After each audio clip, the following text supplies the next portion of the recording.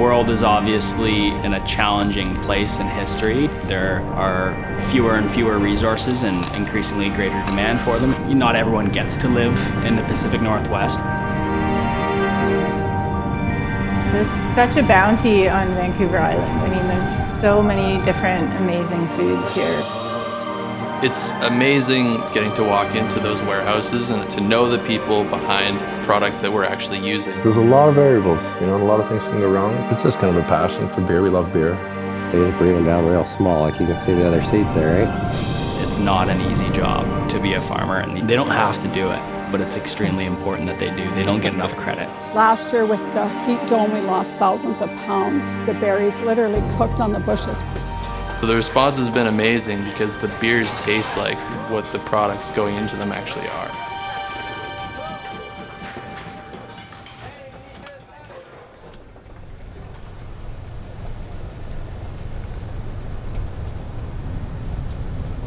There's a reason why we're so small.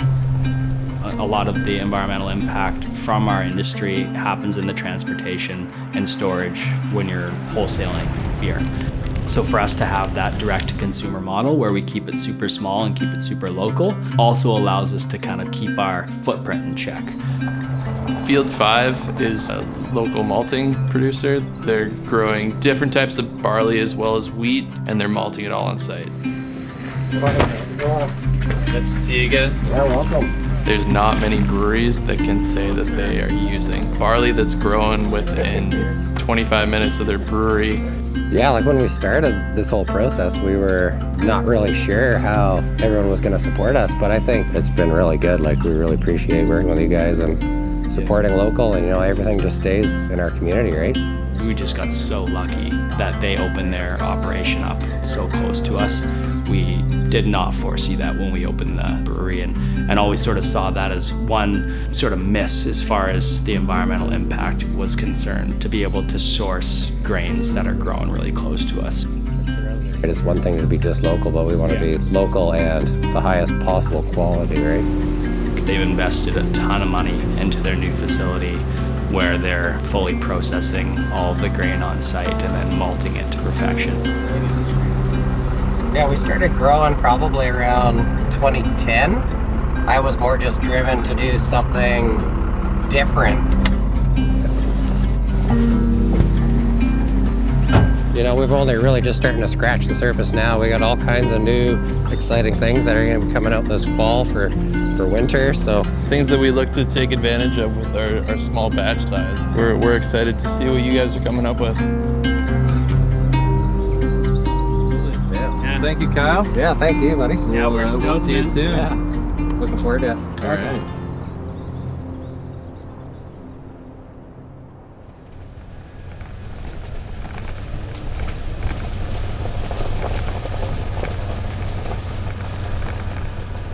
I worked at Spinnaker's for a couple years, and it was through that I got to really start to use local fruits and add them to those beers.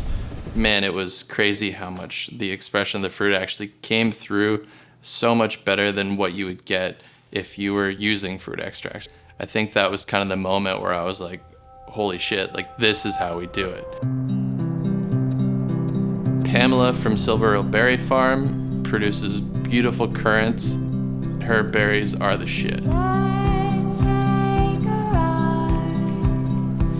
The idea with picking black currants, you put your hand down further from the stem and you pull up. Pamela's a force. She's a very hardworking person.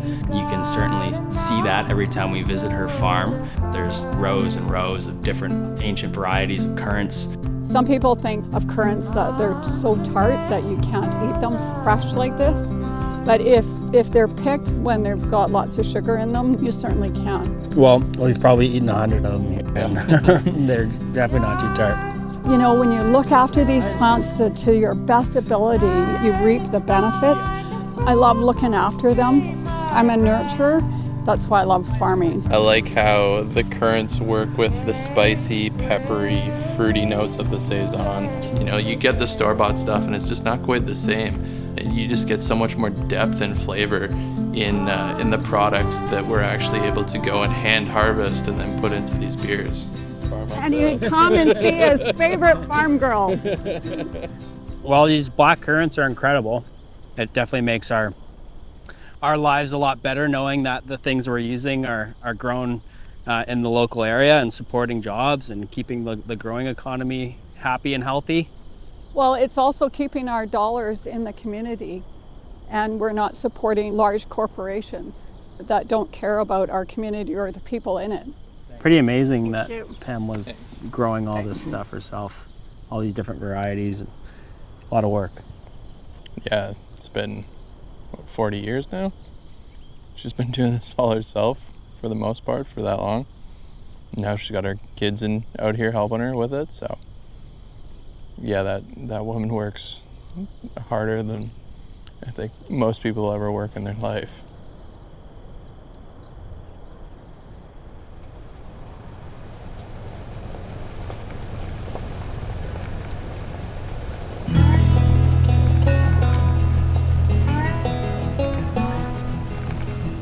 Maple Bay Hop Farm in the Duncan area. They have a couple of acres there where they're growing a few sort of regional hops.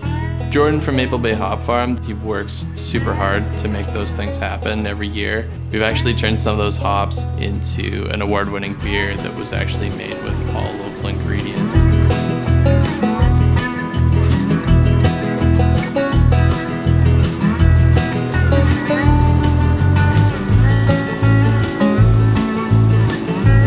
This little stuff in here is like the lupulin, like the little yellow dust. That's where all like the compounds for the flavor lives in there. It's ideal when we can find local producers to partner with. Yeah. But I understand how thin the margins are and how hard it can be and that there's not a lot of money in it. So I'm curious to know like sort of what motivates farmers like yourselves to keep doing it. I was just all really gung-ho when I first kind of came over to the island. I wanted to do everything. Yeah. You know, I'm like, yeah, we got a farm, it's a farm, we got a farm, we got to farm this farm. It's just kind of a passion for beer. We love beer, you know, and the hops are neat. You know, I like the plant. It's a challenging operation to get up and running. They don't actually get to see the fruits of their labor for about 3 years from when they were first actually planting those hop vines. Put the money in, can't stop now. Exactly, right? You're stuck. But at least you're stuck doing something kind of cool. Yeah. Right? It's just the expression of those hops is insane. It's incredibly high quality.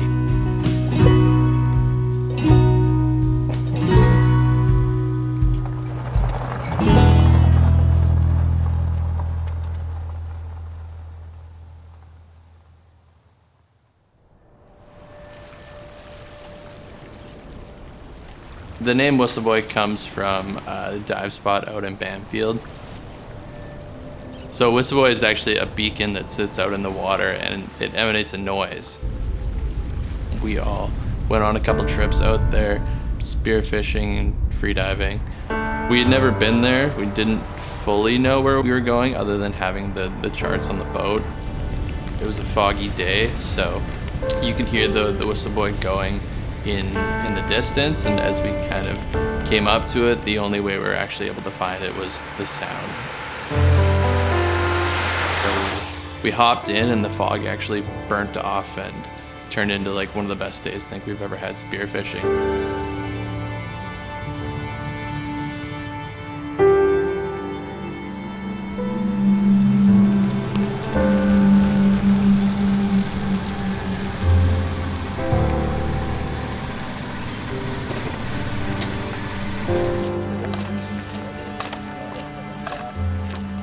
Amanda, we actually met through the local freediving community.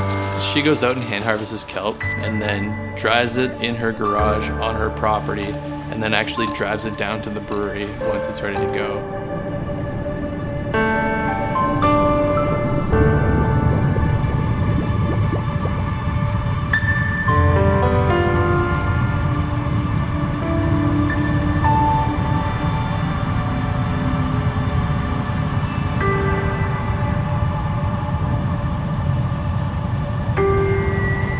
Yeah, She loves getting outside and actually getting into the water and swimming through these beautiful kelp forests.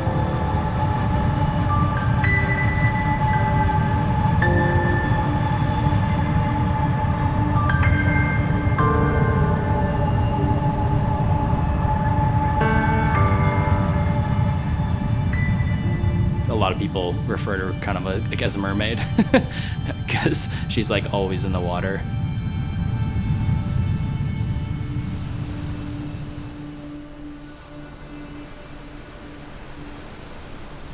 The kelp forests that she's going out to are extremely productive. She's really informed in terms of how these things grow and what are the best conditions and what are the best ways to treat them in a regenerative way.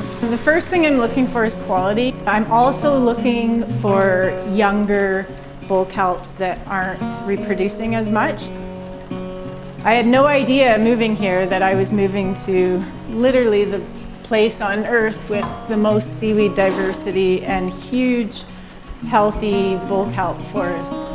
It's incredibly exciting for me to pass my seaweed on to people that are going to honor it and to make it into a really exceptional microbrewed beer with a lot of intention and a lot of expertise. For us, it's cool to be able to work with something that's such a high quality ingredient that's coming from somewhere so close by. For our undersea goza, what we do is rather than adding salt, we're actually adding the dried bull kelp, and it kind of adds that minerality that we wouldn't get otherwise by just adding straight up salt. The faster we get this dried, the quicker we can get into some beer. So. I would love a cold one once my day's done. This is hard work hauling the seaweed around.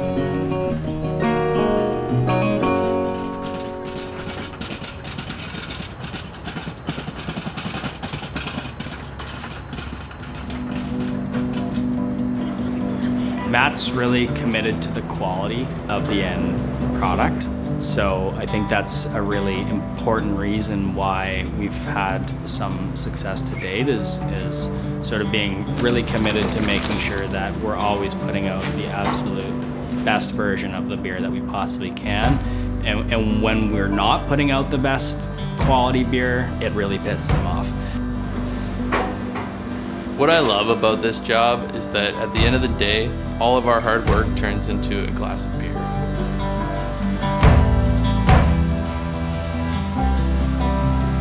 We're a very privileged bunch, young sort of entrepreneurs that get to come to work every day and do things that we love. Be working with some of our closest friends. And obviously we're making beer for a living, so we're not saving lives. Don't take ourselves too seriously. But being able to walk into a room full of strangers that are happy with their loved ones and their friends, it's very gratifying.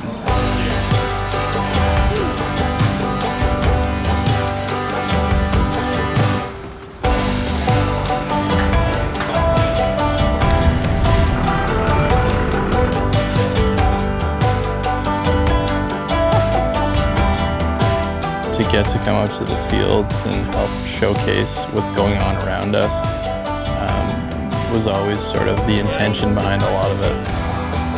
Yeah, it's unbelievable. Consider ourselves very lucky.